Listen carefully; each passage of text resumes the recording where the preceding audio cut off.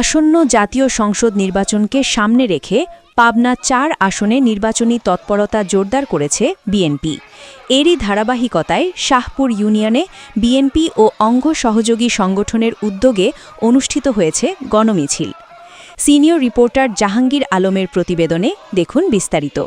ক্যামেরায় ছিলেন সোহানুর রহমান।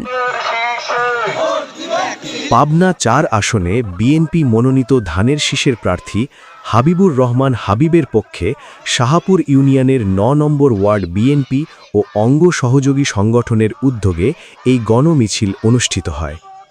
শনিবার বিকেলে সাবেক ইউপি সদস্য সানোয়ার হোসেন সান্টুর নেতৃত্বে একটি বিশাল ধানের শীষের র্যালি বের করা হয়। র্যালিটি শাহপুর ইউনিয়নের ৯ নম্বর ওয়ার্ড বাঁশের বাদা বিভিন্ন এলাকায় সড়ক প্রদক্ষিণ করে। গণমিছিলে প্রধান অতিথি হিসেবে উপস্থিত ছিলেন বিএনপির কেন্দ্রীয় মহিলা দলের দপ্তর বিষয়ক সম্পাদিকা, বাঁশের বাদা ডিগ্রি অনার্স কলেজের সম্মানিত সভাপতি ও অত্র এলাকার কৃতি সন্তান ললিতা গুলশান মিতা।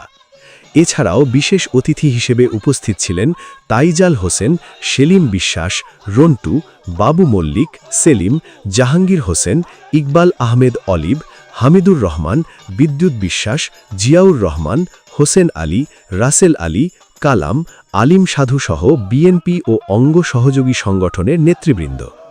এ সময় বক্তারা বলেন, জনগণের ভোটাধিকার ও গণতন্ত্র পুনরুদ্ধারে ধানের শীষের প্রার্থী হাবিবুর রহমান হাবিবকে বিজয়ী করার বিকল্প নেই।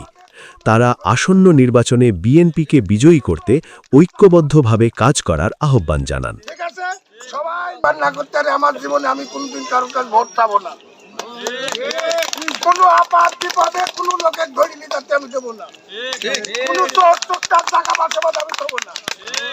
ঠিক আছে, সবাই মিলে বাসের বাধাটা আমরা যাতে সুন্দর করে করি। দুইটার মধ্যে আমরা ভোট মোটামুটি বাসের বাধাতে যেহেতু ৭৭-২৮ ভোট আছে, ভোট কিন্তু শেষ হয়ে যাবে। তো ভোট দেওয়ার পরে আপনারা কেন্দ্র পাহারা দিবেন। আমরা ভোট দেই, আমাদের যুবক ছেলেদের কর্মসংস্থান হবে, আরো যত রকমের সুবিধা আছে আমরা জোর করে ছিনিয়ে আনতে পারবো, কারণ আমাদের ইউনিয়নেরই তো ছেলে সে